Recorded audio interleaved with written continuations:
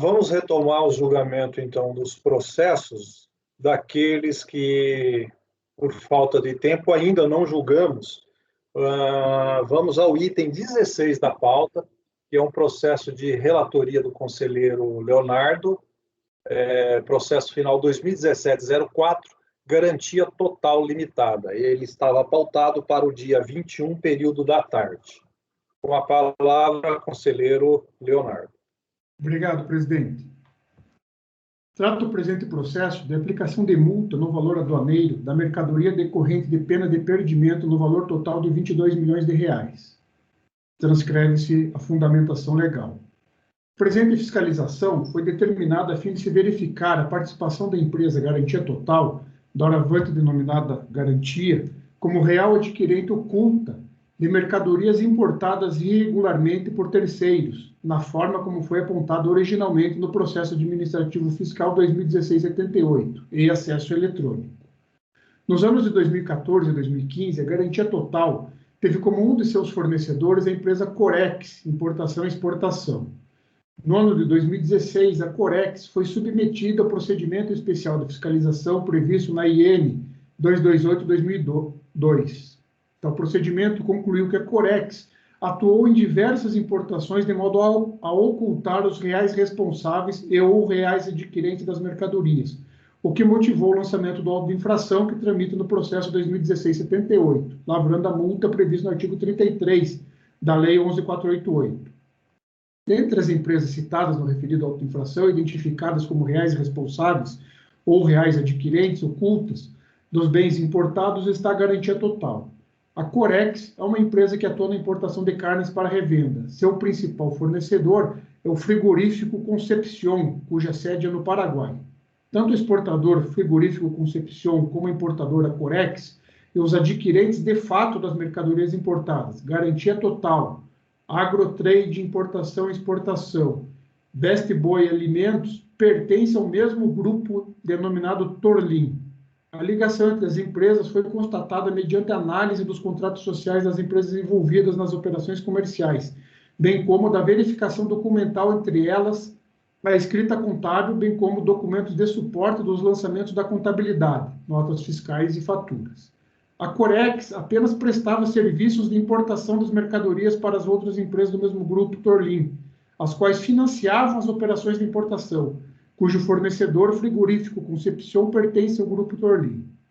Garantia Total já teve como sócios administradores Jair Antônio de Lima e Pedro Cacildo Pascucci, este último seu atual contador e também diretor do frigorífico Concepción. Foi a maior importadora dos produtos do frigorífico Concepción durante o segundo semestre de 2012 e o primeiro de 2013. Best Boy Alimentos é a terceira maior cliente da Corex no período analisado e maior cliente em 2015. A empresa foi mencionada no processo administrativo final 2014 e 2017 como uma das figuras centrais dentro do funcionamento do Grupo Torlin.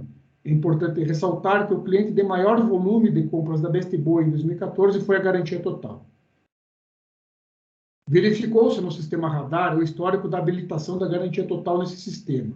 Da consulta realizada, averigou-se que a Garantia Total estava com a habilitação do Siscomex suspensa, ou seja, não podia importar. A Corex, portanto, importou as mercadorias sem a Garantia Total estar habilitada. Os dados analisados pela fiscalização corroboram com a tese de que todas as empresas, ora citadas, funcionavam como um grupo só, bem como dados que comprovam a interposição da Corex nas operações de comércio exterior para ocultação das empresas do Grupo Torlin, mais especificamente a Garantia Total. Intimadas 10 ações, os autuados apresentaram impugnações. A decisão recorrida julgou improcedentes as impugnações e apresenta a emenda, eu a transcrevo.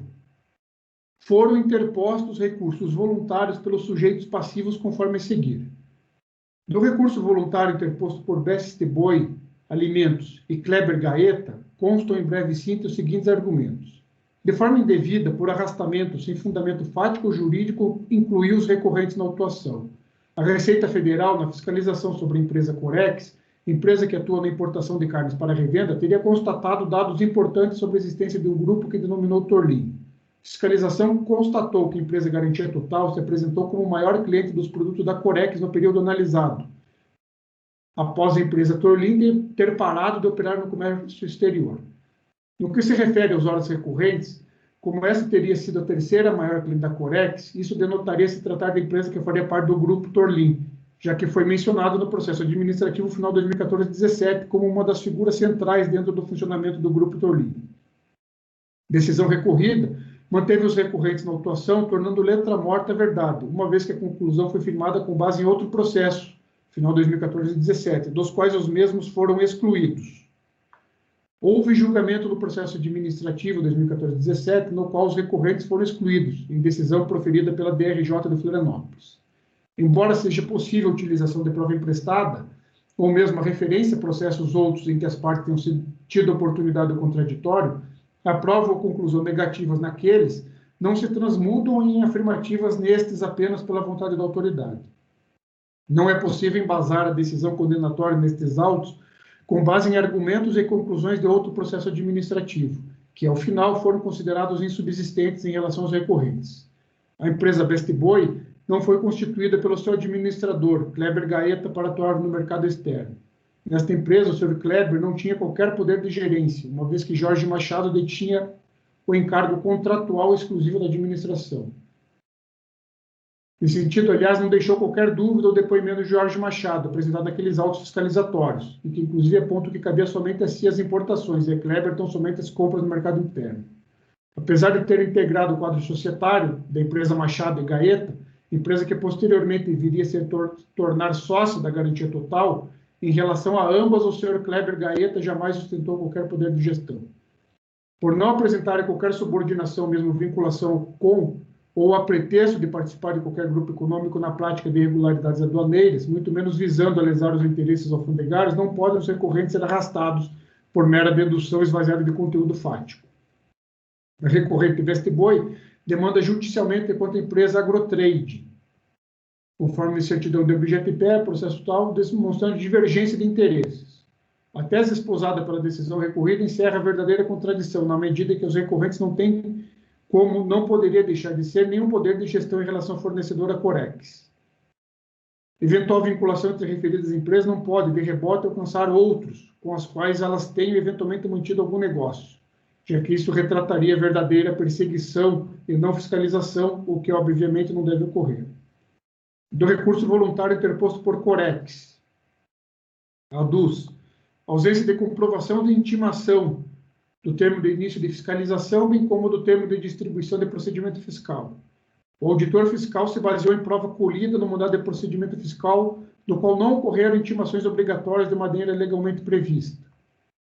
Mesmo com a observação do item 2.2, de que foi emitido edital em referência, a falta de comprovação de tal auto oficial acaba por fulminar nulidade absolutas todos os atos decorrentes do início do procedimento fiscal.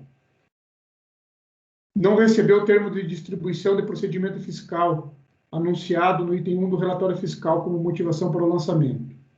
Está claro que no relatório fiscal, o MPF em referência foi iniciado para a fiscalização da empresa Garantia Total e não para a fiscalização da Corex.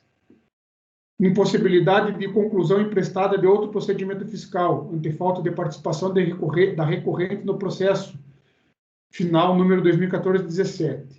Não compôs o polo passivo e tampouco contrapôs quaisquer provas carreadas àquele processo administrativo, utilizado pela fiscalização para concluir por interposição fraudulenta, decorrente do alegado grupo econômico. Resta configurada a violação aos princípios da ampla defesa e contraditório, uma vez que o auto de infração teve por base o relatório fiscal do processo final 2014-17, do qual o recorrente não foi parte. Em razão das nulidades, ocorreu o cerceamento do direito de defesa.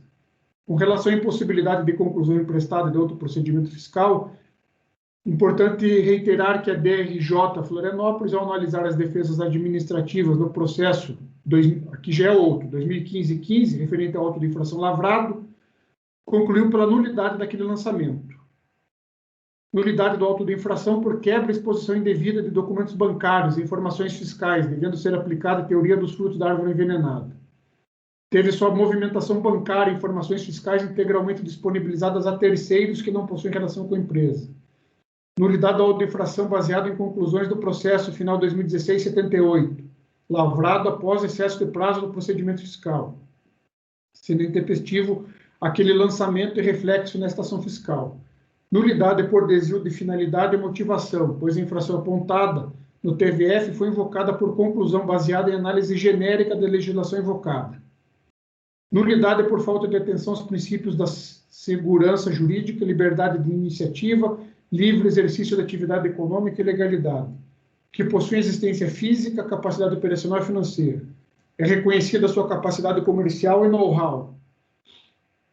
Ao contrário do que alega o auditor fiscal, resta demonstrado que a empresa possui capacidade e independência financeira através do laudo pericial anexo, pelo qual é possível constatar a existência de patrimônio líquido positivo e suficiente para sua subsistência e autossuficiência.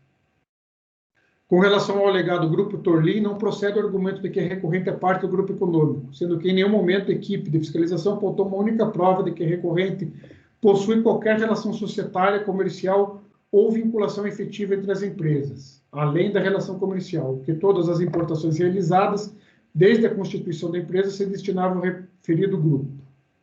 Quanto à capacidade operacional, destaca que trabalha com representantes no exterior para auxiliar na procura por produtos, controle de qualidade e relações comerciais com fornecedores estrangeiros. Arca com recursos próprios na compra de carnes especiais no exterior, tendo vasta clientela que lhe respeita e lhe conhece. Da verificação dos pagamentos realizados pela empresa garantia total recorrente, é possível verificar que os fechamentos de câmbio não ocorreram após o pagamento integrado pela mercadoria vendida no mercado interno. Ao contrário, verifique-se através das datas das transferências bancárias e valores que as operações foram pagas pela importadora ou fornecedor estrangeiro, e após o prazo concedido à garantia total, tais mercadorias são integralmente quitadas. Se os valores pagos pela garantia total forem efetivamente quitados com a Corex após fechamento de câmbio, significa exatamente que a importadora suportou tais custos. Que não é verdade, que não possui estrutura de armazenamento para as mercadorias importadas. Durante todo o processo de produção, o importador já é dono da mercadoria, tem a obrigação moral e financeira de ficar com a mercadoria produzida, especificamente para ele, ou seja, o produto é produzido por um importador que tem a obrigação de ficar com o produto. Não pode simplesmente não ficar com a mercadoria ou cancelar algum contrato. A interposição fraudulenta do terceiro, quando em uma operação de importação e exportação, se verifica a ocultação do réu importador, réu vendedor ou responsável pela operação, que fraudulentamente se faz representar por interposta pessoa, com a intenção deliberada de causar dano ao erário. Foram apresentados à equipe de fiscalização os fechamentos de câmbio solicitados com a devida identificação da instituição financeira encarregada. Fraude e simulação não se presumem e devem ser provadas. Sequer houve indícios de que os recursos que sustentaram as operações de importação ocorridas têm origem ilícita. Jamais houve intenção de ocultação da empresa, até porque todas as informações colhidas pela equipe de fiscalização e que serviram de embasamento para a acusação estão presentes nos registros fiscais e bancários. Não houve dano ao erário. Da análise do relatório fiscal que embasou a autuação, é possível constatar que em nenhum momento foi relatada qualquer acusação de sonegação de impostos, subfaturamento, concorrência desleal ou infringência às normas sanitárias, não existindo dano ao erário passível de justificar a malfadada e abusiva autuação. No caso de aplicação, o contido nos artigos 112 e 137 do CTN. Na situação em apreço, o dolo é essencial para a caracterização do ilícito e incidência da penalidade. A multa aplicada caracteriza a penalidade excessiva com fisco. Não há que se aplicar solidariamente a multa de 100% prevista pelo artigo 23, inciso 5, parágrafo 3º do Decreto-Lei 1455, que já foi apenada pela multa prevista no artigo 33 da Lei 11.488, que ocorreu através do PAF final 2016-78.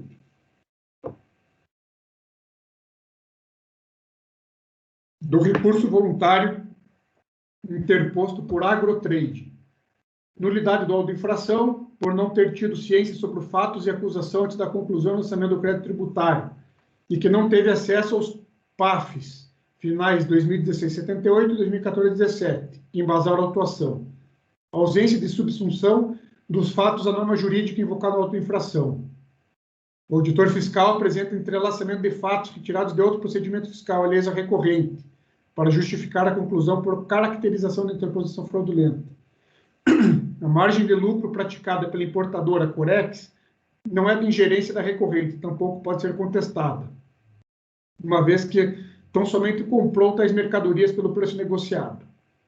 Não necessariamente quer dizer que o fato de a recorrente possuir vínculo com a Corex, adquirindo com frequência os produtos por ela comercializados, implique operação por conta e ordem ou operação por encomenda. Alegar que a recorrente está a serviço do grupo Torlin ou de qualquer terceiro implica ignorar a atividade desenvolvida pela recorrente, as quais representam vendas para variados clientes, que atualmente compõem uma relação de 2.220 cadastros. Manteve esporádicas operações comerciais com as empresas Garantia Total e Best Boy.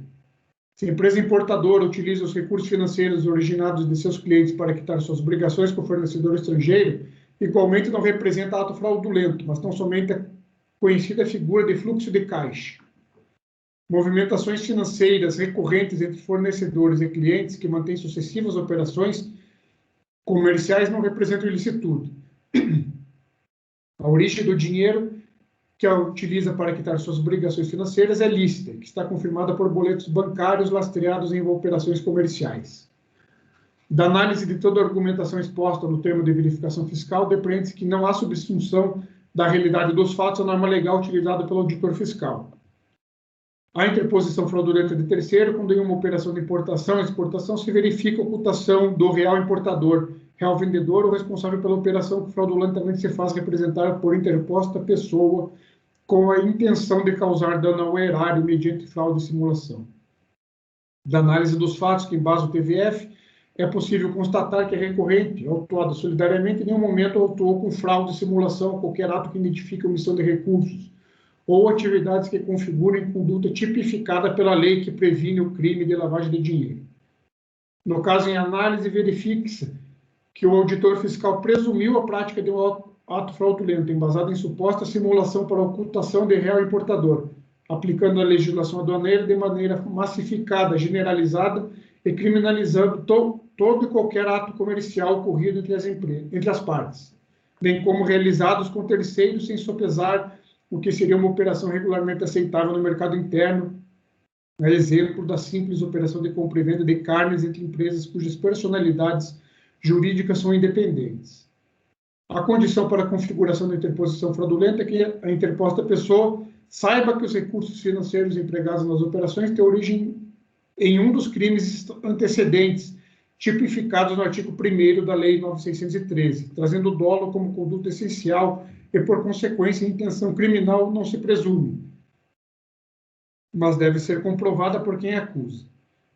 O direito constitucional da empresa de exercer de suas atividades não pode ser tolhido por ato administrativo desprovido de fundamento técnico e embasado em ilações. Em nenhum momento do relatório fiscal foi demonstrada qualquer ilegalidade envolvendo as operações comerciais no mercado interno. A lei determina o princípio da busca da verdade material no procedimento contencioso administrativo. Impossibilidade de sua inclusão como responsável solidária, pois a responsabilidade apontada pela autoridade administrativa tem por fundamento tão somente o artigo 95, inciso 1 do Decreto-Lei 3766. Não há que se atribuir nenhuma responsabilidade solidária, uma vez que se trata de empresa autônoma sem nenhum vínculo com a autuada principal e ou demais empresas apontadas como responsáveis solidárias. O fato de a Agrotrading ter adquirido mercadorias da Corex não a torna participante de grupo econômico e tampouco representa tentativa de frustração de fiscalização da importação. As alegações são frágeis e destituídas de qualquer coerência, além de não estar consubstanciada em provas contundentes de que a recorrente tenha participado, contribuído ou sequer se beneficiado do fantasioso esquema apresentado em relatório fiscal. O dolo não se presume e a legitimidade de atos administrativos não pode ser invocada com caráter absoluto, em detrimento da prova indispensável para a demonstração do suposto ilícito. Foi desrespeitado o artigo 112 do CTN, penalidade excessiva e confiscatória. Do recurso interposto por Oliver Christopher Nicholas Louis Van Haren, ele traz basicamente as mesmas alegações da recorrente Corex. Foram lavrados termos de perempção em relação aos sujeitos passivos, Garantia Total, Jorge Machado e Evandro dos Santos. É o relatório.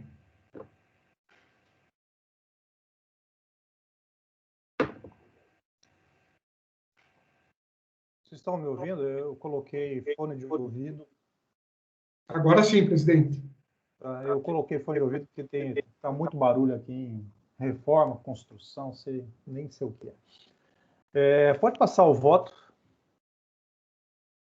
Eu vou analisar, então, recurso a recurso. Do recurso voluntário interposto por Best Boy e Kleber Gaeta. Só um minutinho. Houve perepção em relação à garantia total. Jorge Machado e Evandro dos Santos. Já em primeira instância, né? Foi em relação a... Não, em recurso voluntário, né? Recurso voluntário. Ok. Do recurso voluntário de Best Boy Alimentos e Kleber Gaeta. Compreendo, no caso concreto, que a sujeição passiva dos recorrentes deve ser mantida. Conforme razões de defesa, consta que no processo final 2014-17, adotado como base para a inclusão dos recorrentes como solidários no processo em apreço, estes foram excluídos do polo passivo em decisão proferida pela DRJ Florianópolis, nos seguintes termos. A empresa Best Boy foi incluída no polo passivo em razão de ter concorrido para a prática das infrações segundo a fiscalização. Ocorre que as autuações em apreço tratam de infrações cometidas entre outubro de 2012 e julho de 2013. Já citada empresa foi constituída somente em junho de 2013, ou seja, nasceu apenas um mês antes da última operação de importação autuada. O fato de a referida empresa ter adquirido no mercado interno mercadorias posteriormente importadas pela empresa Romário de Oliveira, que, segundo a fiscalização, substituiu parte das operações até então desenvolvidas pela garantia total, não implica concluir que tal pessoa jurídica possa ser responsabilizada pelos fatos geradores ocorridos anteriormente à sua existência, ou praticados sem a devida comprovação de sua participação. A eventual prática de infrações posteriores aos fatos geradores em apreço não tem o poder de manter tal empresa no polo passivo das autuações. Assim, deve a empresa Best Boy ser excluída do polo passivo da autuação. Já em relação ao recorrente, aludida decisão assim disposto. O senhor Kleber Gaeta foi incluído no polo passivo em razão de ser sócio administrador da Machado Gaeta, acionista da Best Boy, beneficiário de diversos cheques, pagamentos da empresa Garantia Total. Como afirmado acima, não foram apresentadas provas de que a Best Boy tenha participado ou contribuído ou se beneficiado das infrações em apreço. Em tese, pode ter participado de outras infrações praticadas posteriormente. Portanto, não se vislumbra a possibilidade de manutenção de seu acionista em razão do vínculo com a empresa. Fecha aspas. Tem-se, então, que a solidariedade dos recorrentes no processo final 2014-17 foi afastada pelo fato de as infrações terem ocorrido no período compreendido entre outubro de 2012 e julho de 2013, sendo que a empresa Best Boy foi constituída em junho de 2013, ou seja, um mês antes das últimas operações questionadas. Ocorre que, no caso sob análise, as operações tidas por irregulares foram realizadas nos exercícios de 2014 e 2015. Portanto, já quando a recorrente Best Boy estava devidamente constituída e em operação.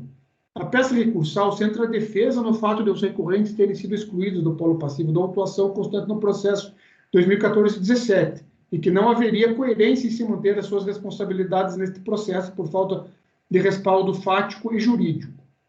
Como já transcrito, a decisão proferida no processo final 2014-17 deixou claro que a eventual prática de infrações posteriores aos fatos geradores do referido processo não tem o poder de manter tal empresa no polo passivo das autuações. Assim, o que ocorreu foi justamente o contrário do defendido pelos recorrentes, pois a decisão que os excluiu do polo passivo firmou o entendimento de que supostas infrações posteriores não seriam suficientes para mantê-los no polo passivo em relação ao cometimento de infrações em período anterior, em especial pelo fato de sequer estar constituída em grande parte do período autuado, outubro de 2012, julho de 2013. Nesses termos, entendo que a decisão recorrida deve ser mantida pelos seus próprios fundamentos a seguir reproduzidos. Abre aspas. Por todo exposto, acatamos as conclusões da fiscalização na íntegra, as quais passo a reproduzir. A Corex também ocultou as empresas Agrotrade e Best Boy, que em vários momentos foram as financiadoras de adiantamentos e de recursos para pagar as importações em nome da garantia total. A Best Boy, como financiadora das operações de compra da garantia total, também figurará no polo passivo desta infração na aplicação da penalidade por solidariedade. E prossegue. Por isso, fica evidente que a Best Boy e Kleber Gaeta, na qualidade de sócio, participaram do esquema de interposição fraudulenta, ora como financiador de recursos para a Corex, ora repassando os recursos advindos da Agrotrade, ora fornecendo produtos para garantia total. Portanto, a argumentação que no processo 2014-17, pois o presente PAF trata de fatos ocorridos entre os anos calendários 2014 e 15, nos quais foram detectadas irregularidades caracterizadoras da interposição fraudulenta.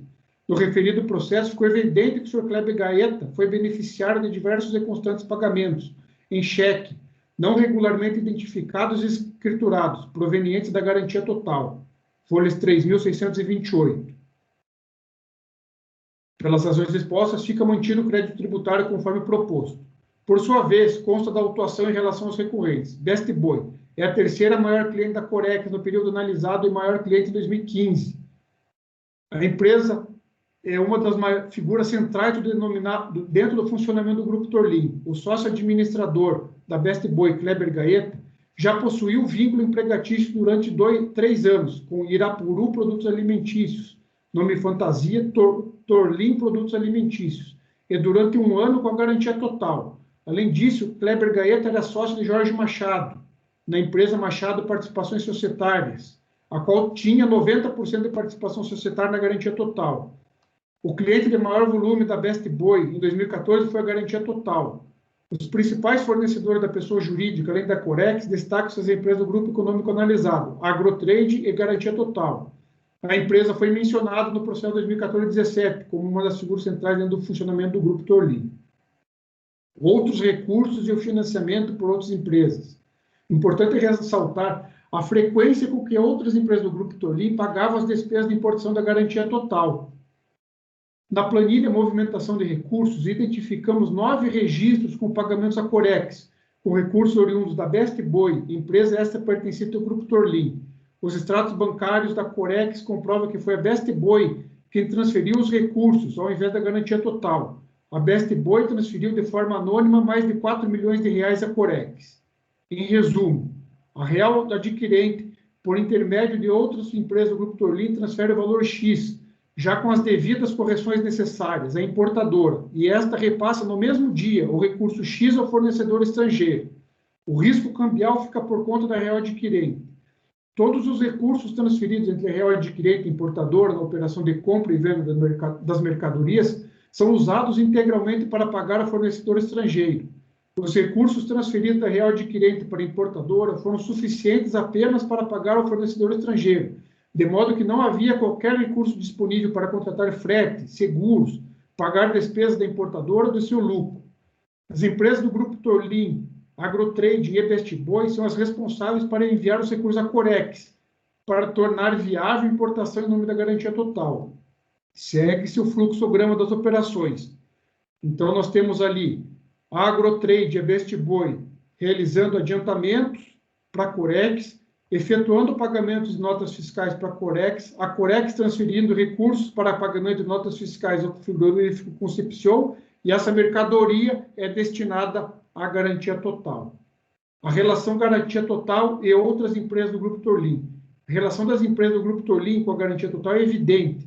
A Corex não somente ocultou a garantia total como real adquirente, mas também ocultou as demais empresas do Grupo Torlin, por participarem do processo com a injeção de recursos.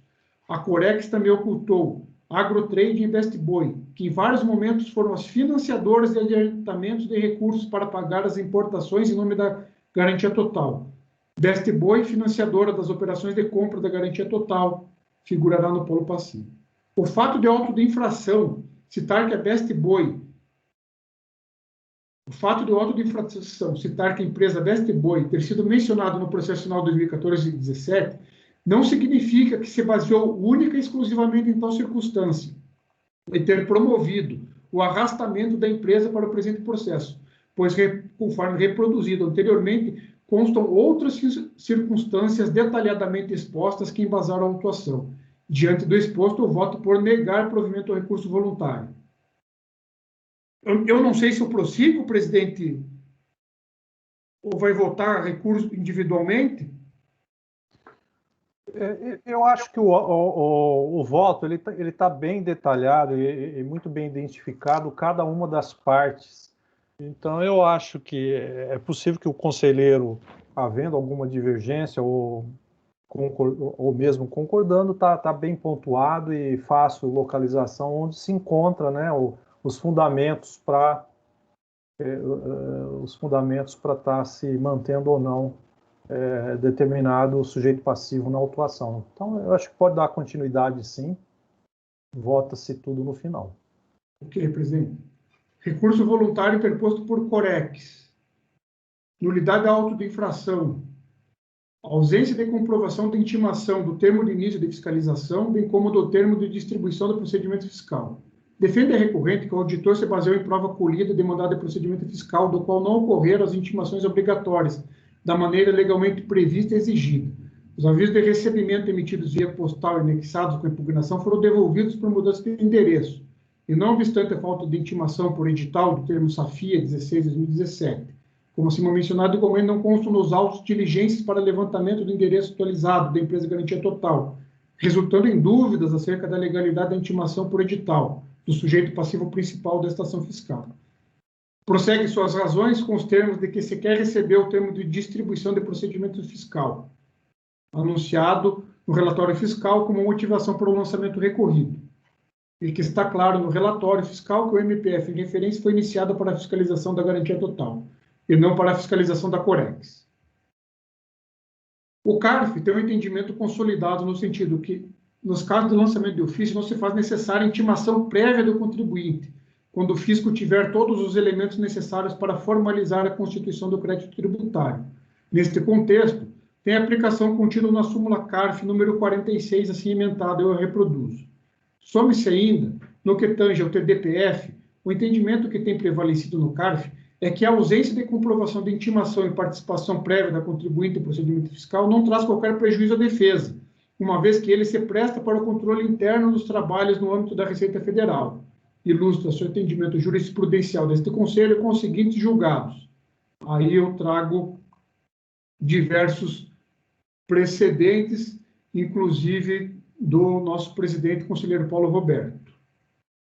A instauração do contencioso administrativo nem tem início com a intimação do contribuinte acerca do lançamento tributário, concedendo-lhe prazo para a defesa. A fase prévia investigatória sequer necessita da intimação dos contribuintes e solidários, até porque é apenas após as investigações preliminares que se chegará à conclusão acerca da existência ou não da responsabilidade. É com a impugnação que se instaura a fase litigiosa processual, não encontrando amparo jurídico a alegação de cerceamento do direito de defesa durante o procedimento administrativo de fiscalização, que tem caráter meramente inquisitório. A identificação clara e precisa dos motivos que ensejaram a autuação e que propicia o exercício do direito ao contraditório afasta a alegação de nulidade. Não há que se falar em nulidade quando a autoridade fazendária procede com a indicação expressa da infração imputada ao sujeito passivo e propôs a aplicação da penalidade cabível, concretizando o lançamento com base na legislação tributária aplicável.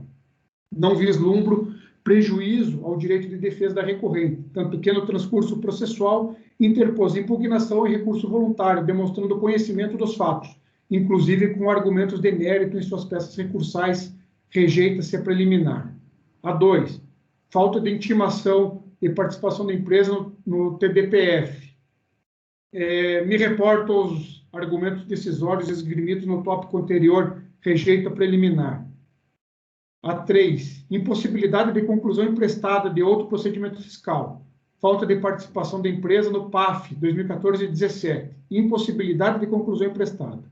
No tópico, a recorrente centra sua tese com o argumento de que não é possível adotar conclusão emprestada de outro procedimento, citando que a DRJ Florianópolis, ao analisar as defesas administrativas apresentadas no processo 2015-15, referente à autoinfração lavrado contra outras empresas, que igualmente importaram carne bovina do fornecedor frigorífico Concepción, concluiu pela nulidade daquele lançamento, justamente pelo fato de ter sido originado de conclusão do mesmo PAF.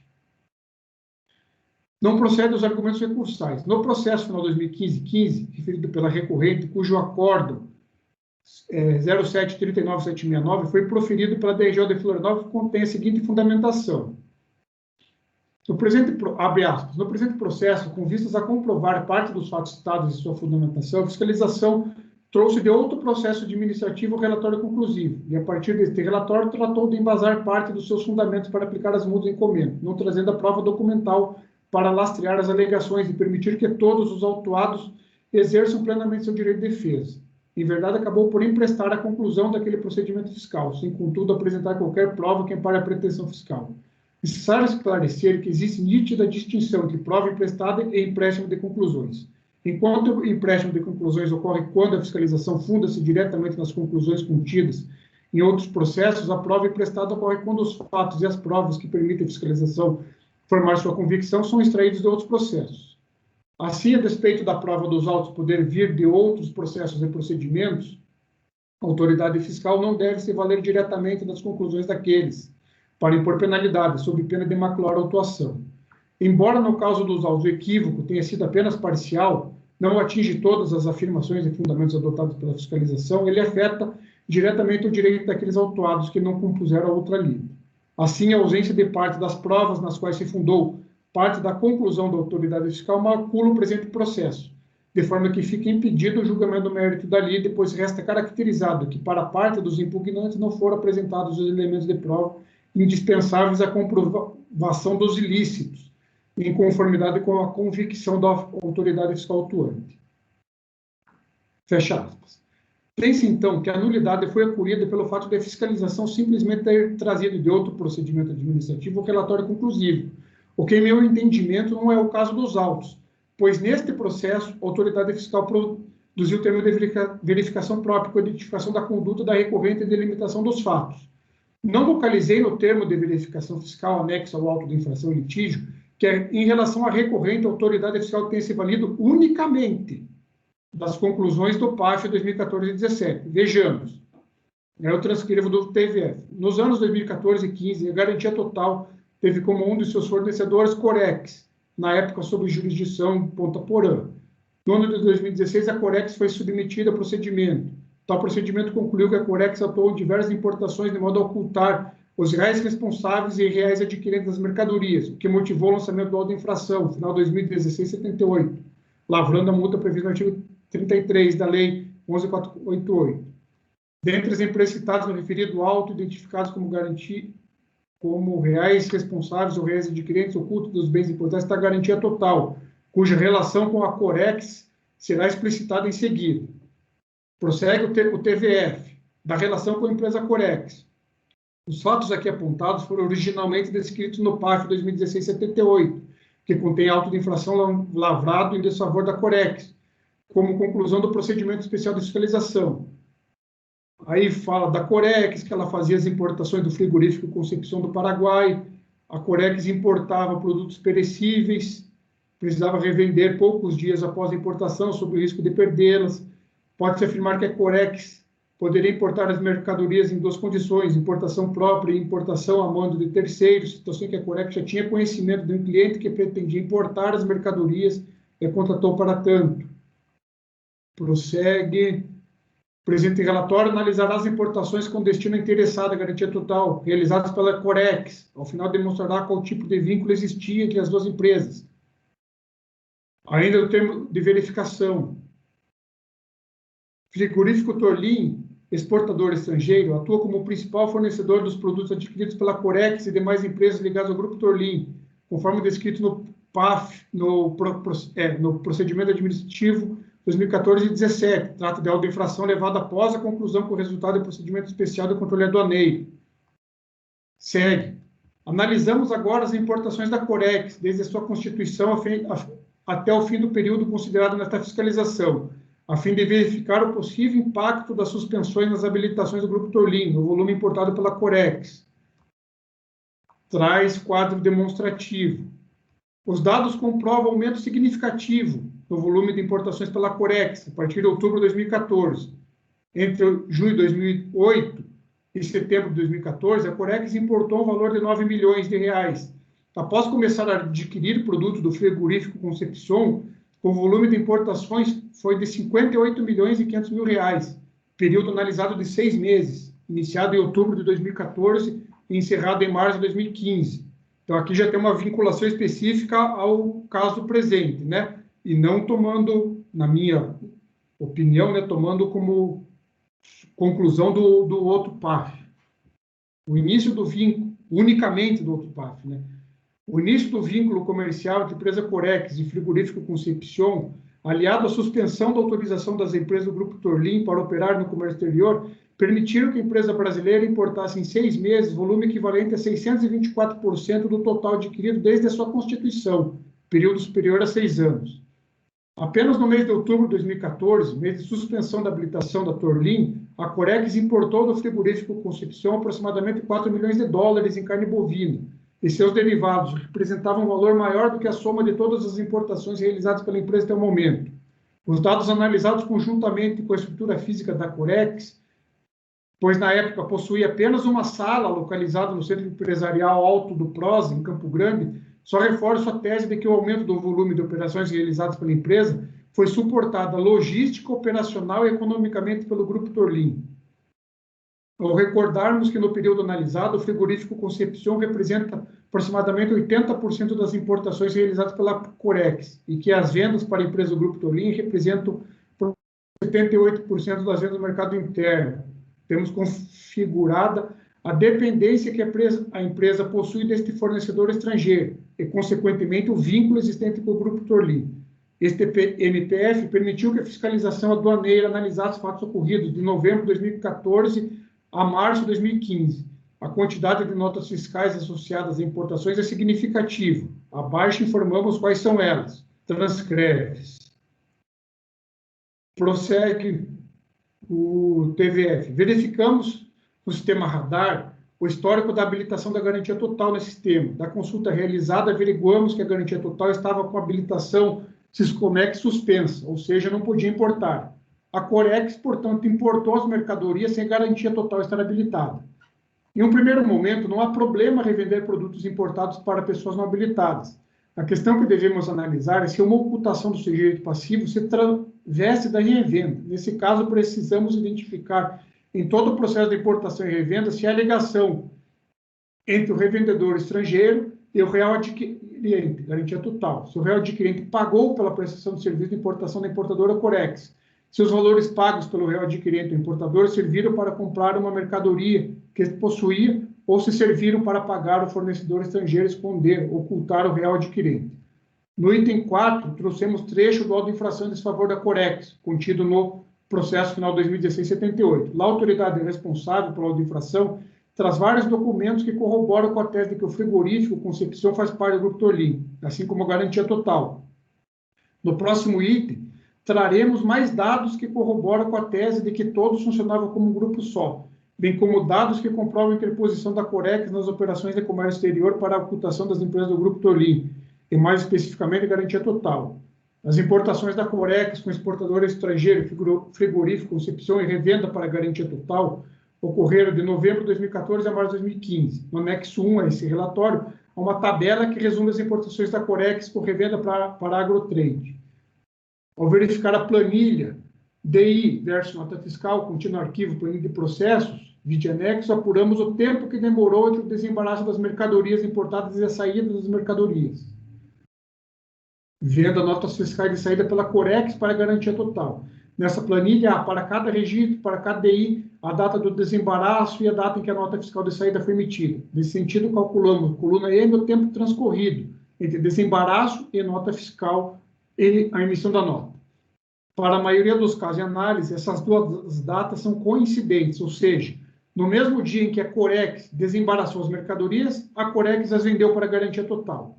De fato, das 54 importações registradas em DI, em apenas 8, a Corex emitiu nota fiscal de saída para garantia total nos dias seguintes. Em todos os demais casos, 46, a Corex enviou as mercadorias no mesmo dia em que houve desembaraço das DIs. A média da diferença entre os dias de desembaraço e de emissão das notas fiscais de saída foi de 0,29. Esse número informa que na sua média as mercadorias foram vendidas com menos de um dia do seu desembaraço. A Corex enviava as mercadorias para garantia total, sem que elas passassem antes por seus estoques. De fato, o desembaraço das mercadorias ocorria em Ponta Porã, cidade que fica a mais de 300 quilômetros distante de Campo Grande, onde fica a Corex. Não daria para enviar as mercadorias para Campo Grande, desembarcá-las para o estoque da Corex e depois dar saídas delas em menos de um dia, ou no máximo em um dia. As mercadorias, de fato, saíam do recinto alfandegado direto para a garantia total. Um caso exemplificativo. Aí, trouxe mas como dito, houve foi feita a averiguação de todas as importações ali e que a média atesta que a saída é inferior a um dia. Verificamos a contabilidade da Corex para entender como foi o registro dessas operações e como o fornecedor estrangeiro foi pago.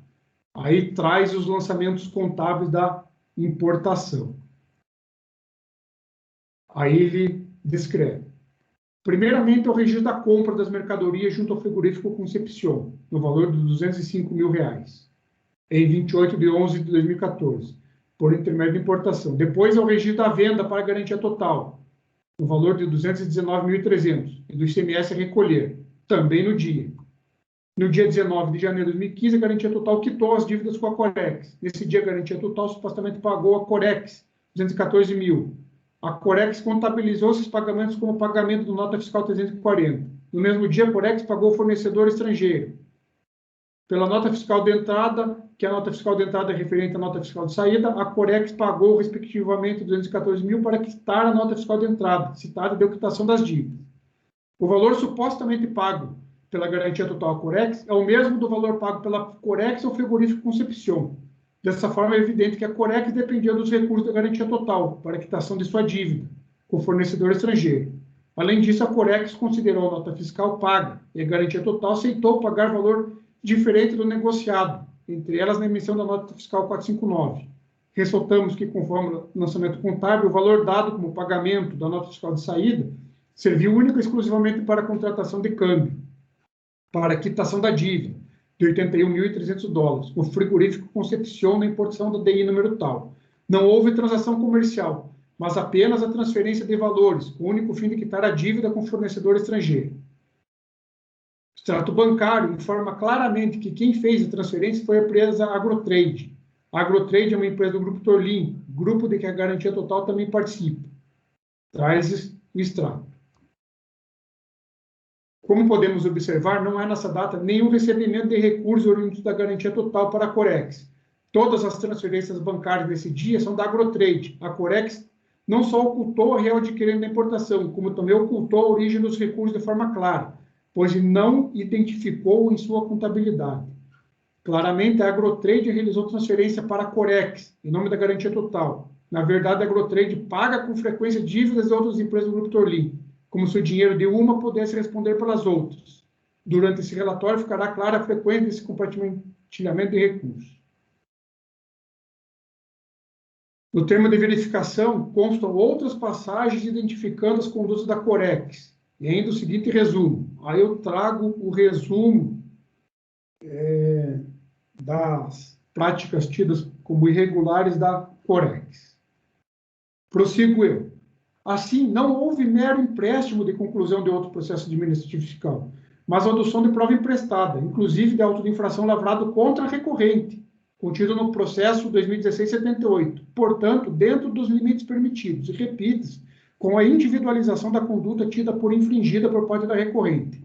Muito embora a decisão recorrida use a expressão conclusão emprestada, deixa claro que o foi de modo parcial, e com a apresentação nos presentes autos de elementos de outros procedimentos, o que, no meu entendimento, se caracteriza como prova emprestada, e não conclusão emprestada.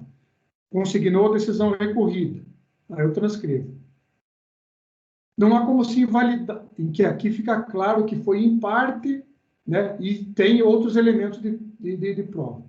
Não há como se invalidar o procedimento fiscal sob alegação posta pela recorrente em face da ausência de evidência de que o agente fazendário, no curso das diligências, e na elaboração do TVF tenha malferido direitos fundamentais, coletando provas por meio de atos ilícitos, assim ultrapassando os limites legais que dimanam do senso de razoabilidade exigíveis ao exercício dos poderes e deveres previstos em lei para a prática da atividade fiscalizatória, ou se de alguma forma afetou-se a defesa, excluindo da recorrente a oportunidade de, 1, conhecer os fatos da causa, e 2, de se contrapor ao o uso da prova emprestada é perfeitamente admitido no âmbito do processo administrativo fiscal, conforme a decisão a seguir traga um precedente. Nada a deferir no tema, rejeita-se a preliminar. Cerceamento de defesa em razão das nulidades. Me reporta o tópico precedente. Rejeito preliminar. Nulidade do auto por quebra de disposição indevida de documentos bancários. Informações fiscais da recorrente. Teoria dos frutos da árvore envenenada.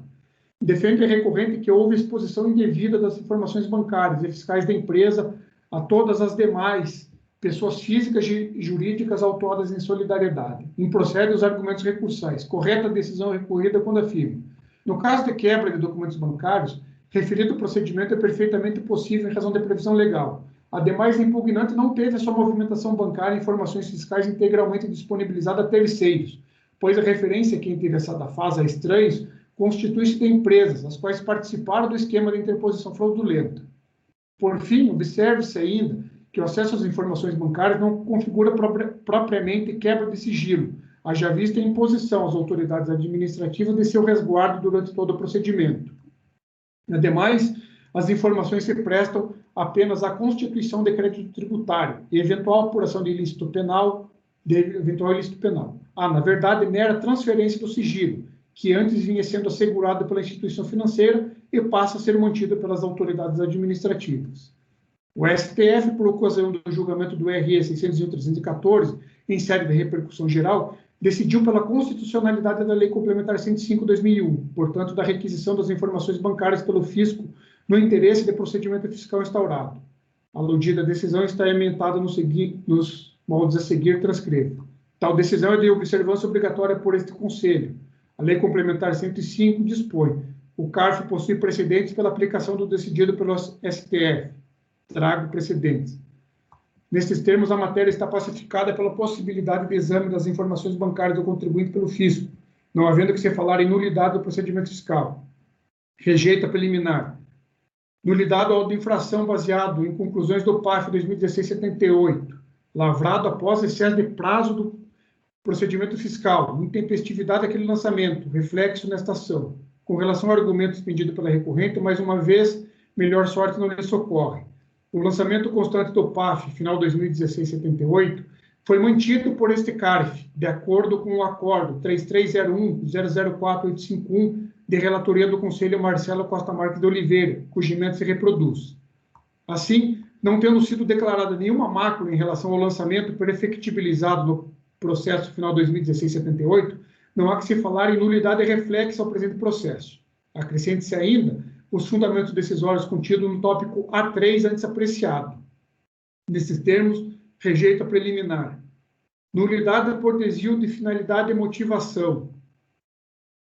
Defende recorrente que a infração apontada no TVF foi invocada por conclusão baseada em análise genérica da legislação, sem a correta subsunção ao caso concreto. Não vislumbra assistir razão às alegações tecidas pela recorrente. Conforme já exposto, o auto de infração teve origem em auditoria realizada pela fiscalização, detalhada em relatório fiscal, onde consta a motivação para o lançamento e as provas que conduziram a autoridade fiscal à lavratura do auto de infração. Recorrente foi devidamente cientificada da exigência fiscal. Apresentou, repite-se, impugnação e recurso voluntário com defesa de mérito. O lançamento está acompanhado da descrição dos fatos relevantes para sua motivação, a qual a recorrente teve pleno acesso no curso do processo administrativo.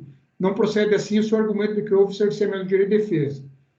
Aí esclareceu a decisão atacada, em que está bem discriminado tudo no TVF, não tem o que se falar nem o cerceamento de defesa. Transcrevo mais excertos do TVF, que vão ao encontro do argumento da DRJ. Aí prossigo eu. Tendo a auto-infração demonstrado de forma clara os fatos que suportaram o lançamento, oportunizando a recorrente o direito de defesa do contraditório, bem como em observância aos pressupostos formais e materiais do ato administrativo, nos termos da legislação de regência, especialmente o artigo 142 do CTN 10 do Decreto 7235, não há que se falar em nulidade por desvio de finalidade e motivação.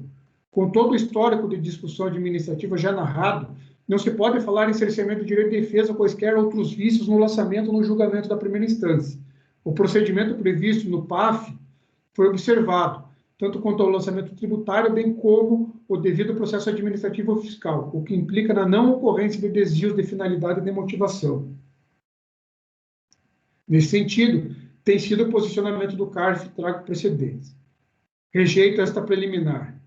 Nulidade por falta de atenção a princípios constitucionais. Aplicação da súmula 2 do CARF. Rejeito preliminar. Razões de mérito.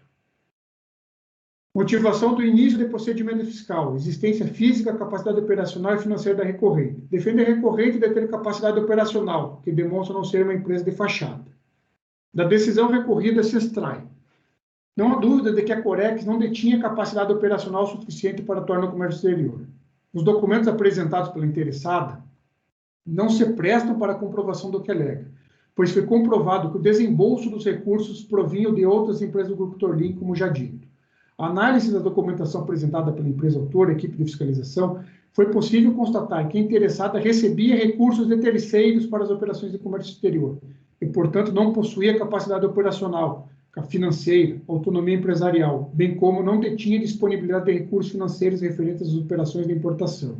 Ainda, a fiscalização verificou, em análise da documentação acostada aos autos, que são frequentes situações de prejuízo operacional, onde, por exemplo, ocorreu de um mesmo veículo declarado nas notas de entrada e saída, reinspeções realizadas pelo MAPA em endereços idênticos de pessoas jurídicas vinculadas ao Grupo Torlin, ocorridas principalmente em 2014, e financiamento das importações, com a Corex recebendo de empresas do grupo econômico antes de efetuar o fechamento de câmbio.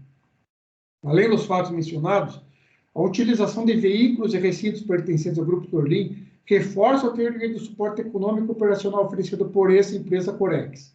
Assim, diante dos fatos expostos, existem indícios de que a mercadoria tenha sido entregue diretamente na sede da Agrotrade, o que implica que a mercadoria estava previamente vendida para esta empresa anteriormente ao registro da DI, e que foi adquirida por conta e ordem desta. A verificação da documentação da interessada comprovou que as importações foram financiadas, utilizando os recursos dos adquirentes ocultos, conforme discriminado em sua escrituração contábil. E, adicionalmente, por testemunho do sócio administrador da importadora. Constatou-se também que a empresa não possuía, à época dos fatos, estrutura de armazenamento para as mercadorias importadas, utilizando-se do suporte logístico operacional das empresas adquirentes ocultas. Por fim, foi descoberto, por meio da análise contábil fiscal, que a Corex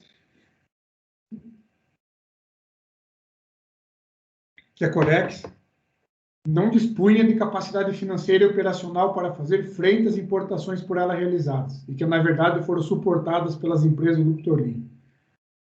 Aí do TVF, transcrevo aqui que as transações do Grupo Torlin representam 76% da Corex no mercado externo e o mesmo percentual na venda em mercado interno. Esse fato, aliado às notas fiscais já analisadas, confirma que 100% das aquisições da Corex, junto ao frigorífico Concepción, são repassadas para empresas do Grupo Torlin. A empresa fecha o ano 2014 com saldo de 16 milhões de reais em seu passivo com o frigorífico Concepción, totalizando 61% das operações realizadas com aquele fornecedor. Também encerra o ano contábil em contas a receber de 16 milhões, considerando as 3 empresas do Grupo Torlin, com as quais opera naquele ano, totalizando 57% das vendas para o grupo.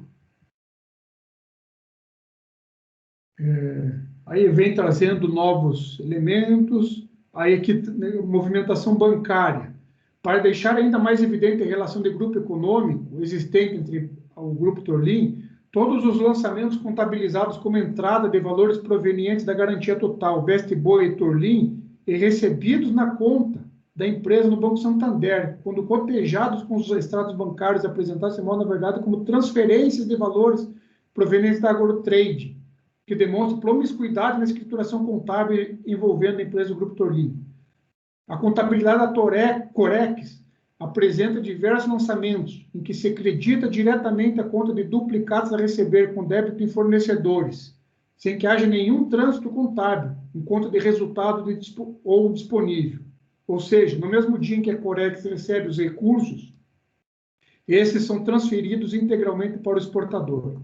Tais operações são evidências de que as importações são financiadas com recursos de seus reais adquirentes, os quais são imediatamente repassados ao exportador estrangeiro através do fechamento de câmbio efetuado pela Corex. Traz exemplos nas folhas 150 e 198 do TVF. Conclusões sobre a margem de lucro, agregação bruta das operações de importação, análise fiscal sobre a logística. A defesa também alegou possuir capacidade logística. Aí a decisão rebate estes argumentos, traz ali os argumentos em que fica comprovado que ela não detinha essa capacidade logística ali, margem de lucro.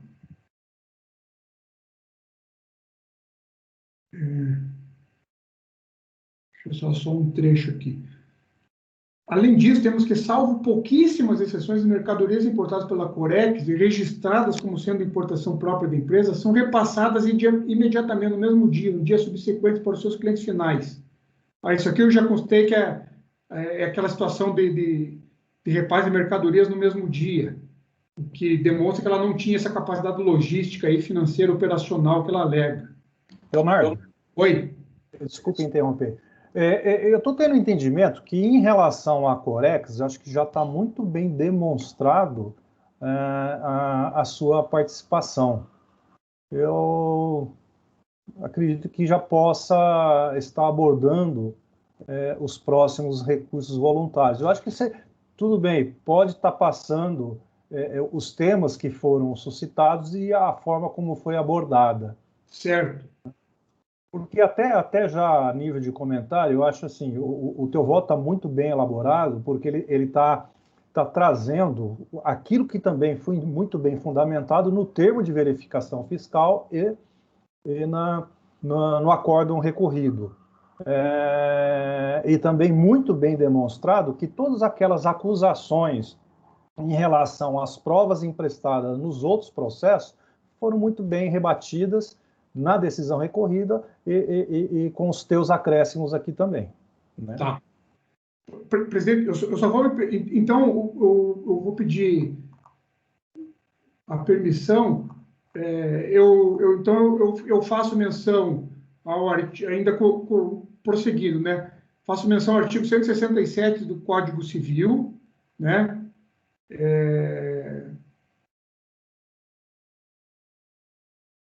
167 do Código Civil, para manter a responsabilidade da empresa.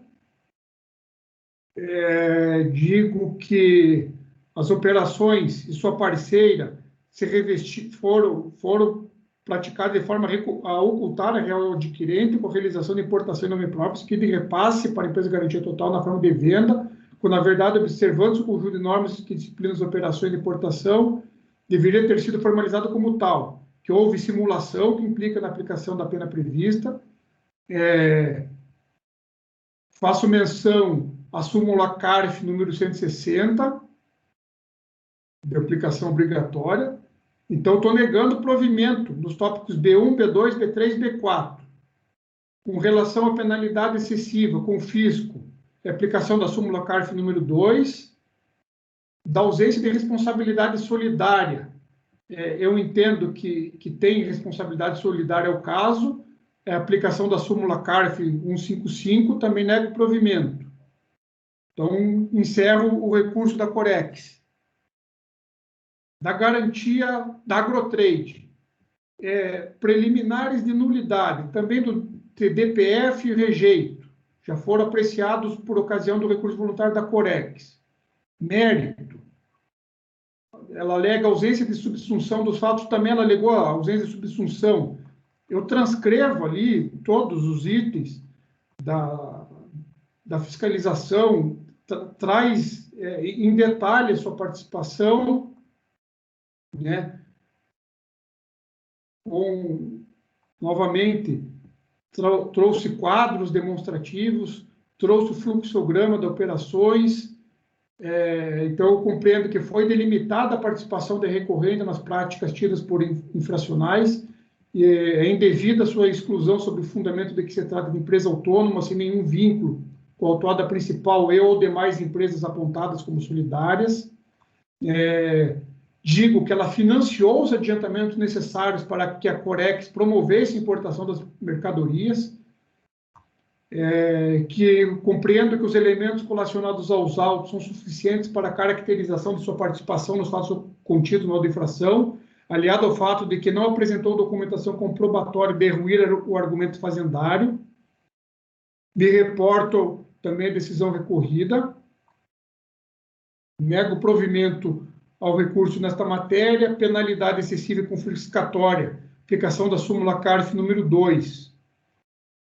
Estou negando o provimento, presidente, então, da Agrotrade, do Oliver Christopher.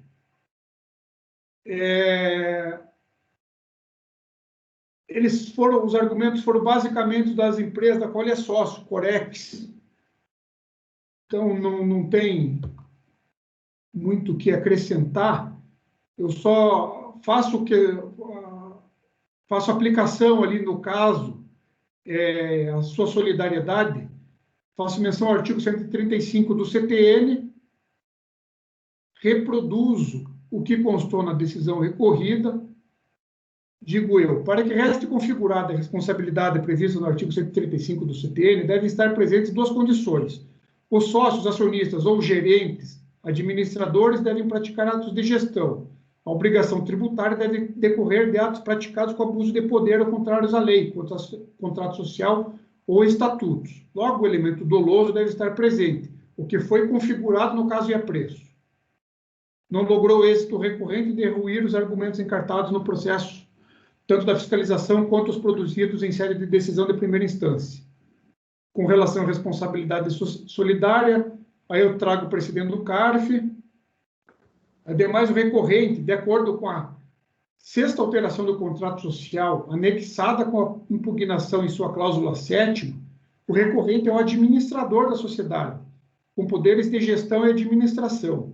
Consta ainda na referida cláusula 7ª que o recorrente é o único responsável pela movimentação das contas bancárias da Corex. É por demais sabido que os sócios com poder de gerência são responsáveis pelo crédito tributário resultante de atos praticados com infração de lei, caracterizada pela interposição fraudulenta na importação. Trago jurisprudência. Da apreciação dos elementos de prova produzidos pela fiscalização, é possível concluir que o recorrente teve interesse na situação fática que constituiu o crédito tributário. Na qualidade de sócio administrador, deve responder de modo solidário. Assim, a sujeição passiva solidária atribuída ao recorrente o responsabiliza pela totalidade do crédito tributário. Neste contexto, para evitar o enfado e manter a coerência decisória, além do exposto, reporto-me as razões encartadas na análise do recurso voluntário interposto por Corex, de modo que voto por negar provimento ao recurso voluntário de Oliver Christopher. Conclusão. Diante do exposto, voto por rejeitar as preliminares de nulidade arguidas nas peças recursais e, no mérito, negar provimento aos recursos voluntários interpostos. Peço vênia pela extensão do voto, mas havia necessidade de eu consignar no meu voto, na minha opinião, muito bem elaborado termo de verificação fiscal da fiscalização, auto de infração e o contido na DRJ. Então, peço desculpas pela extensão aí do voto. E mesmo assim, tanto o termo como o voto da DRJ são bem mais extensos ainda do que o seu voto. Eu concordo, era praticamente imprescindível não trazer todos esses fundamentos, que ficou muito claro, apesar de extenso, ficou muito claro a participação de cada um dos sujeitos passivos, né? Então, novamente, parabenizo pelo voto. Leonardo, quantas horas foram atribuídas no processo para essa relatoria? Nesse voto, acho que foram 20 e poucas, presidente. Eu diria aí que umas 8 vezes 5, 40 horas seria razoável. Eu também acho, foi pouco. Mas tanto de detalhes, um monte de recursos. Eu agora não lembro de cabeça, mas acho que foi em torno de 27, 30 horas. É que, como eu disse, esse voto eu já fiz há mais de um ano, então ele foi pautado lá no retorno maio, lá nosso, então já tem tempo. Sim. E o valor dele, 22 milhões, então só agora que pôde entrar em pauta. Muito bem. Conselheiro Elcio, pronto para iniciar a votação? Prontíssimo. Pois não? Diante da acurácia do voto aí, não resta outro caminho a trilhar, que é senão acompanhar integralmente o relator e parabenizá-lo pelo voto. Conselheira Mara? É claro que eu também acompanho o relator, muito bem detalhado, muito didático, permitiu a gente acompanhar cada imputação. É muito bom. Parabéns, Leonardo. Conselheiro Pedro? Sim, também prestei bastante atenção aqui no voto e acompanho integralmente. Parabéns, Toledo. Conselheira Lara? Eu acompanho, presidente. Parabéns, Leonardo. Muito bem feito o voto, viu? Parabéns. Conselheiro Laércio? Acompanho, caso complexo, muito bem relatado. Conselheiro Márcio? Presidente, treino difícil, jogo fácil, né? Então, com esse trabalho realizado, fruto já do TVF, da DRJ, corroborado pelo conselheiro Leonardo, não tem como não acompanhar. Os fatos estão evidentes e minuciados. Acompanho. Ok. Eu também estou acompanhando, então a decisão é unânime, rejeitando-se as preliminares de nulidades arguidas nas peças recursais e, no mérito, negando-se provimento aos recursos voluntários. Então, ainda conseguimos encerrar antes do horário. Muito obrigado, Leonardo. É isso. Eu que agradeço pela paciência e compreensão aí dos colegas. Pessoal, nós ainda no dia 21 restaram, se eu não estou enganado, deixa eu voltar. Os processos da Mara, da carne e queijo,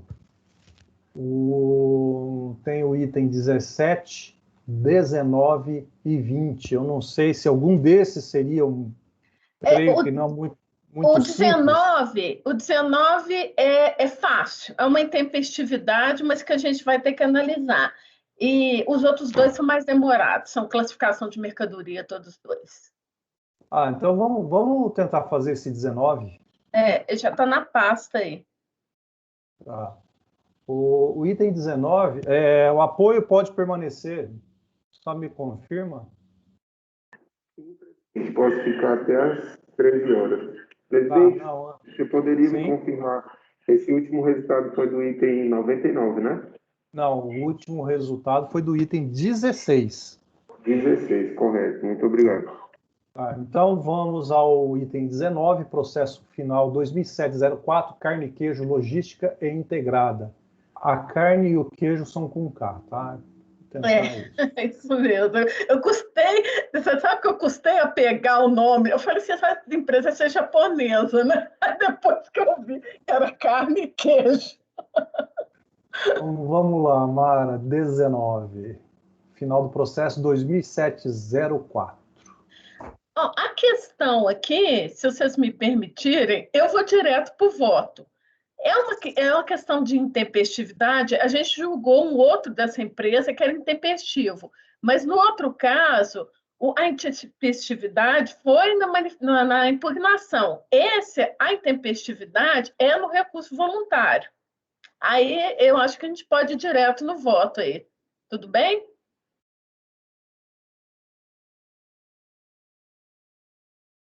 Não estou ouvindo não, Paulo.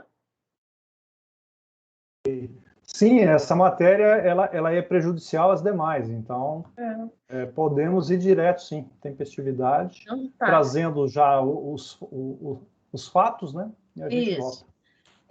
Na verdade, tenho uma intempestividade aí, mas existem controvérsias, Então, eu estou propondo uma diligência, mas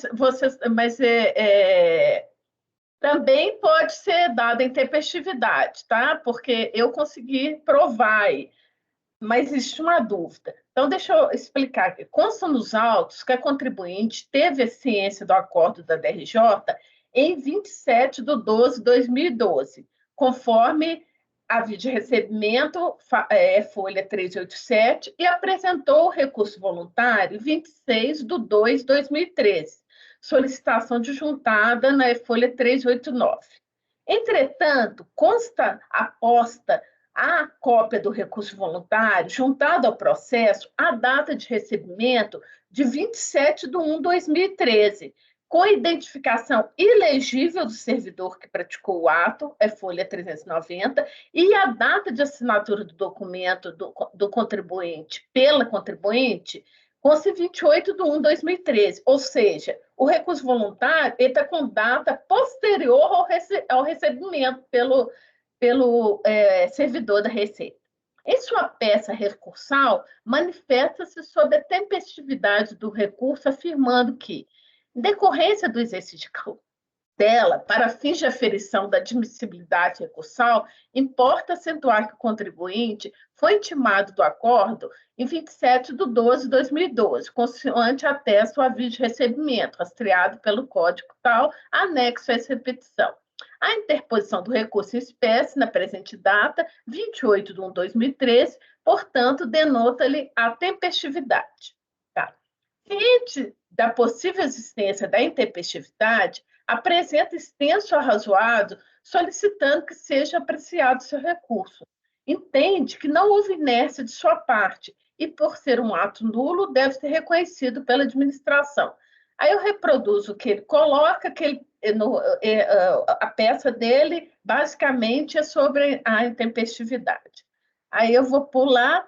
Não existe discordância a respeito da data de recebimento da intimação, 27/12/2012. A dúvida que permanece é sobre a data de apresentação do recurso voluntário, se 27/1/2013, 28/1/2013 ou 26/2/2013. Né? Porque no recurso voluntário tem duas datas apostas e tem o AR 26/2. Com a data de intimação 27/12/2012, pela aplicação do decreto do PAF, aí eu reproduzo, né? O prazo findou em 26/1/2013, sábado. Por isso, o prazo final seria 28/1/2013. É de se estranhar que a unidade preparadora tenha recebido o documento em 27/1/2013, domingo, dia da semana que, sabidamente, não existe expediente nos órgãos federais, ressalvados casos especiais de atividades essenciais, que, por sua natureza, não pode ser interrompida, o que não é o caso de protocolo de recebimento de documentos. Não se pode considerar apenas a afirmação da recorrente de que apresentou o recurso em 28/1/2013, sem estar amparada de provas. E o que se tem nos autos é uma data de recebimento aposta no documento com falha de identificação do servidor e recebida em dia da semana em que não há funcionamento nas repartições públicas. E outra data constante de AR dos Correios, merecedora de fé, em que consta a data 26/2/2013, e, se considerada, culmina na intempestividade do recurso. Em busca da verdade material, é necessário esclarecer os fatos. Por isso, é de se converter o julgamento em diligência para que a unidade preparadora identifique o servidor ou funcionário que recebeu o documento e esclareça a veracidade da informação aposto no recurso voluntário sobre a data de recebimento. Caso seja superada a questão da necessidade de diligência, entendo que a data de 27/1/2013 não deve ser considerada, já que não é possível confirmar sua veracidade. E, por isso, deve ser considerada a data 26/2/2013, que consta em documento dos Correios, merecedor de fé pública. Sendo assim, entendo ser intempestiva a manifestação da recorrente e não conheço o recurso voluntário por intempestivo. E aí, o que assim, essa data 27/1, que seria teoricamente que o servidor teria recebido o recurso em mãos, ela está uma data que você não consegue identificar quem recebeu e o carimbo não dá para ver de quem é esse carimbo. Então, é preciso saber assim, esse servidor, esse funcionário, ele existe lá na unidade? Alguém na unidade pode confirmar esse recebimento, né? Porque é comum isso deles apresentarem ela, né? Porque isso é de 2013, apresentarem em papel a unidade carimbada e dar o recebimento e depois eles mandarem pelo correio. Então, era uma coisa que era comum. Então, existe uma dúvida razoável aí. Mas só que eu achei estranho o servidor ter colocado a data 27/1, que é domingo, né? Então, é uma coisa assim, como que o servidor recebeu isso no domingo? Então, existem várias dúvidas em essa data aposta no documento, né?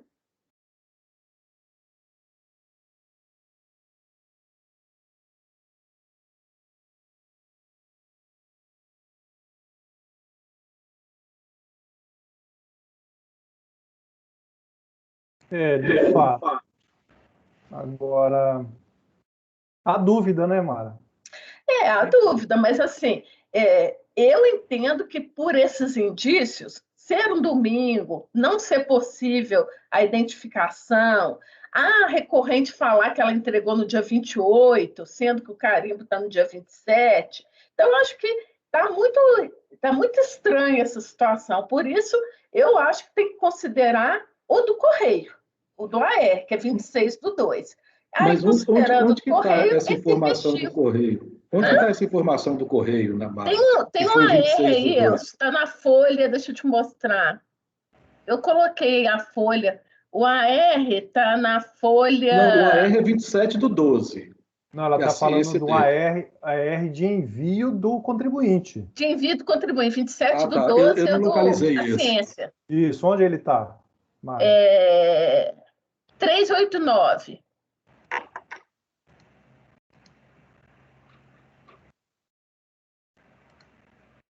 Mara, isso aí é a tempestividade da impugnação, né? Não, esse é do recurso voluntário. Esse é o recurso voluntário. A impugnação foi julgada intempestiva. 389 é a data que o servidor da Receita juntou o recurso aos autos. Não é do Correio, é da Receita. Deixa eu ver aqui, Elcio, deixa eu confirmar aqui. Inclusive, tem um termo aí, eles explicando isso, que apesar de ter sido baixado no processo só em 26/2, ela assegura que foi recebido no dia 17 de janeiro. Aí você fala que é domingo, mas está lá, o servidor que recebeu, ele preencheu a mão, ele equivocou na data, na verdade foi dia 18 mesmo. Elcio, a mão. Na 389 tem uma solicitação de juntada, solicitação de juntada eletrônica, né? Isso, é porque como foi recebido em mãos, no papel, demora um tempo, até porque hoje em dia, quando você vai entregar, no mesmo momento já é digitalizado. Então, naquele mesmo momento, você já tem o termo de juntada. Mas nesse caso aqui, ele entregou em papel. Aí demorou uns dias até eles baixarem no processo. Então, 26/2 é o dia que a repartição de origem baixou os autos no processo. Mas o recebimento é dia 18 mesmo, lógico. O cara se equivocou dia 17.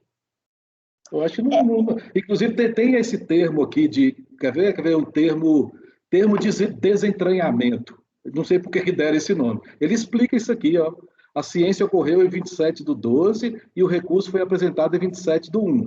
Usou o que estava escrito lá, caneta, pelo professor, mas foi 28. E, portanto, tempestivo. Ainda que solicitada a juntada do referível recurso no processo em 26/2/2013.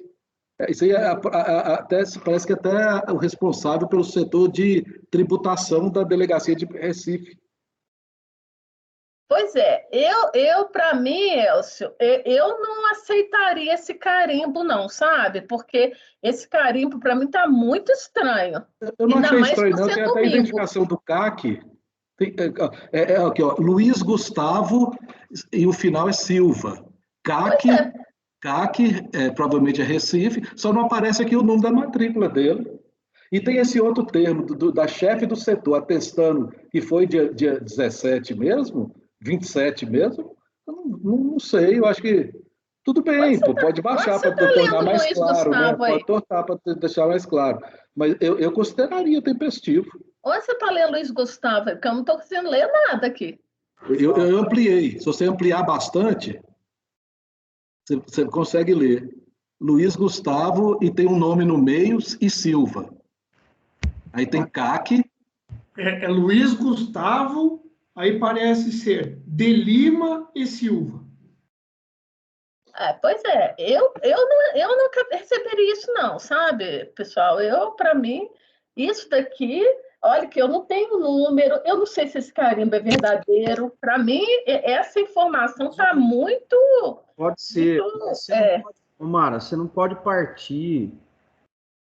Desculpa, pode, você pode pensar o que você quiser, mas assim, será que é adequado a gente partir de uma premissa de que o documento não vale?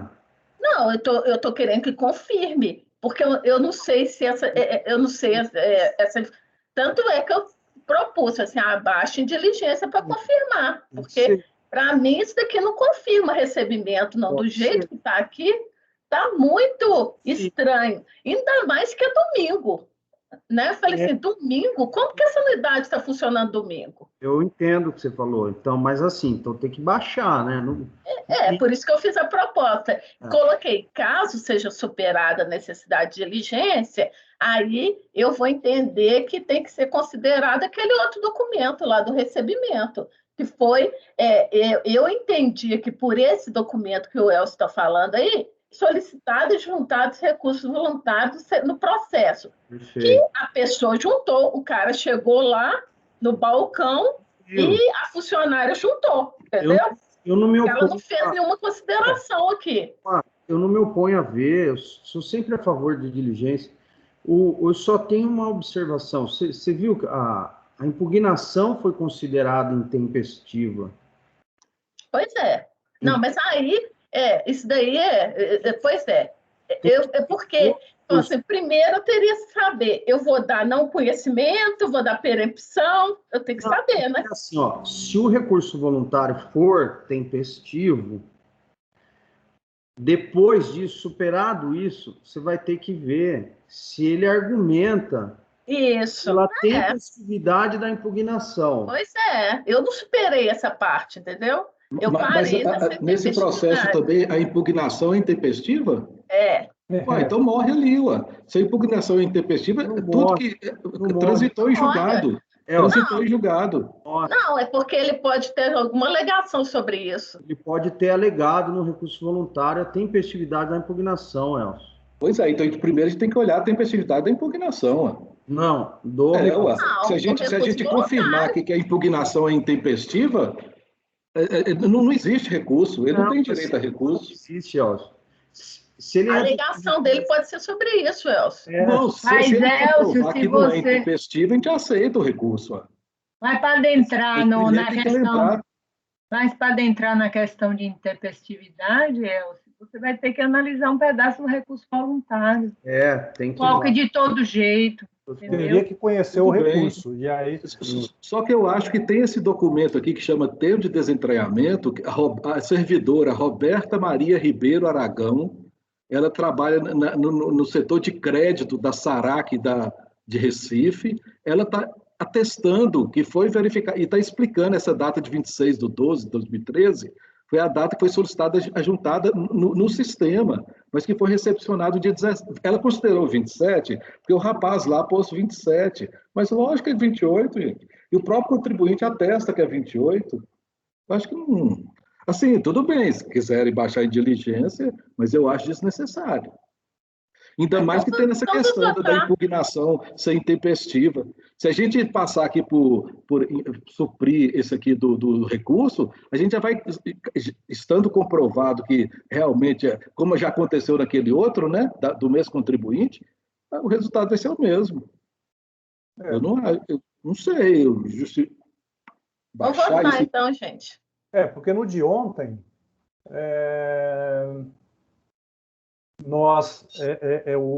a impugnação ela era tempestiva, o recurso tempestivo, e nós não conhecemos o recurso em razão da... É porque no de ontem a impugnação era... Como que era? Mara, só uma pergunta. No recurso voluntário, ele sustenta por que é tempestiva a impugnação ou não? Não. Faça vários lá, vários parágrafos. Não, em relação... Porque assim, desculpa até... Mas ele fala do dia 28, ele fala que ele entregou dia 28, entendeu? Porque assim, só deixa eu fazer um raciocínio aqui. Seguindo a linha do conselheiro Elcio, o que acontece? Nós podemos, por questão de ordem pública, nós podemos até fazer constatando mesmo que a impugnação é intempestiva, já não conhecer desse recurso. Eu concordo também. Não, gente, não pode. Bom, eu vou manter o meu voto, essa é a minha posição, tá? Eu tô propondo a conversão em diligência, e caso seja superada a conversão em diligência, eu vou não conhecer por intempestivo, que eu vou considerar outra data lá. Então, o meu voto é esse, está posto aí. Essa é a minha opinião. A minha decisão, né, aliás, né? Não, no recurso ele não ataca a intempestividade da impugnação, não. Não? Então aí, se a gente conhecer o recurso voluntário, não, aí nem pode conhecer, porque morreu na impugnação. Se ele não ataca o presidente, então não adianta a gente conhecer o recurso voluntário. Mas, gente, aqui a DRJ não falou que a manifestação de conformidade é intempestiva aqui, não. Ela analisou a manifestação de conformidade. Eu li pela ementa da... Não, você já tem olhado o processo anterior, que nós já votamos ontem. Esse aqui, a decisão do DRJ foi de manter o crédito tributário, julgou improcedente a impugnação. Não, aqui não tem nada a ver de impugnação intempestiva, não. Não tem, não. Queijo. Qual que é a minuta? Queijo intempestivo, é isso? Processo é final 2007. A impugnação ela é concomitância, Pedro. Você olhou, é intempestivo? Não, a impugnação, a DRJ jogou pela concomitância. Qual que é o processo? 2007, o final queijo ver 2, 2007-04. Final 2007-04. 2007-04. Estava na minuta intempestiva. Não. Não. Então, o que ocorre é que aquele termo de desentranhamento, a servidora Roberta Maria Ribeiro, ela está atestando algo que muito provavelmente não é verídico. A ciência ocorreu em 27 do... Não, o recurso foi apresentado em 27/1, ou seja, ela toma o verdadeiro, a data posta no carimbo, 27/1, que é domingo, e ela só reproduz aqui, olha, de fato, ele apresentou o recurso no domingo. Então, eu acho que isso aí merece, por isso aí merece sim a confirmação.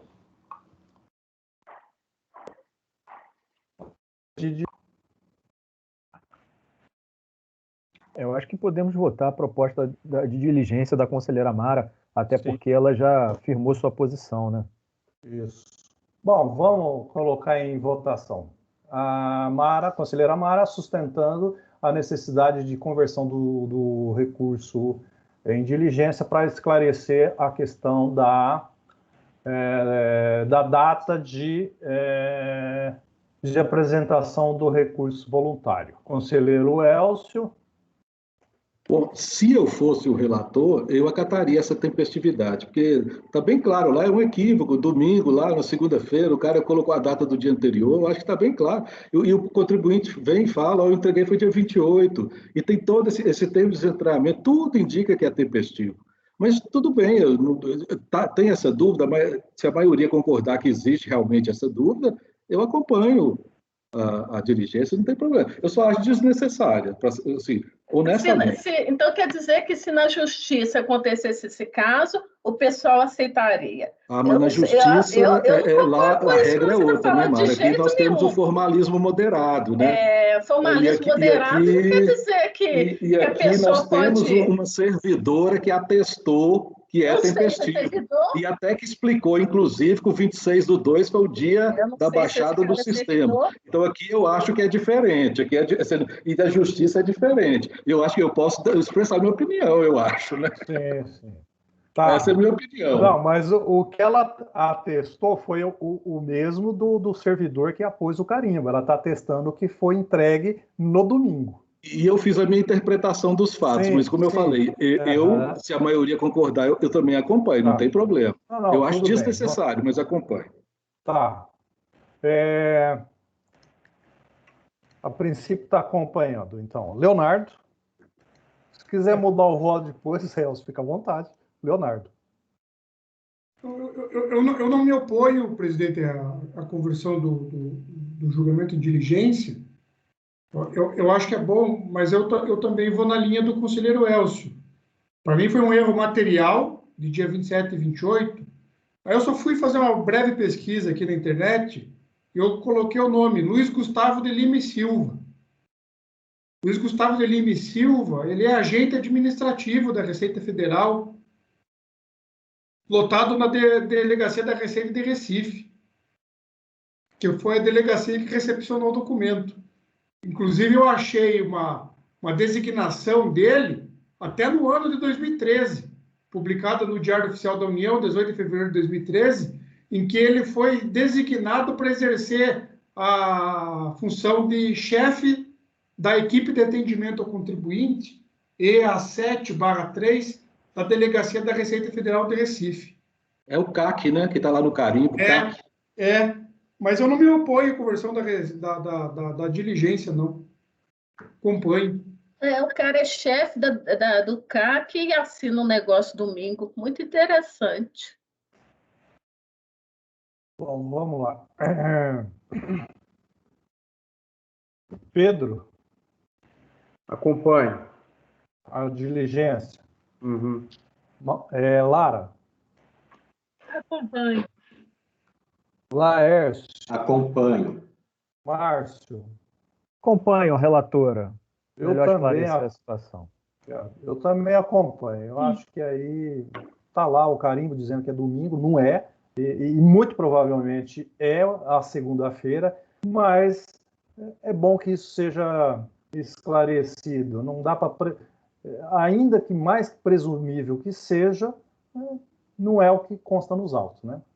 Então, estamos convertendo o julgamento do recurso em diligência para que a unidade preparadora confirme a tempestividade do recurso. Confirme a tempestividade, não, que confirme as datas de ciência e de entrega do recurso voluntário. Mantendo assim, Elcio e Leonardo? Sim, já falei. Okay. Já falei, né, que se a maioria concordasse, eu acompanharia também. Tá. Ok. Então, foi unanimidade. Pessoal, vamos interromper para o almoço. Por favor, o apoio.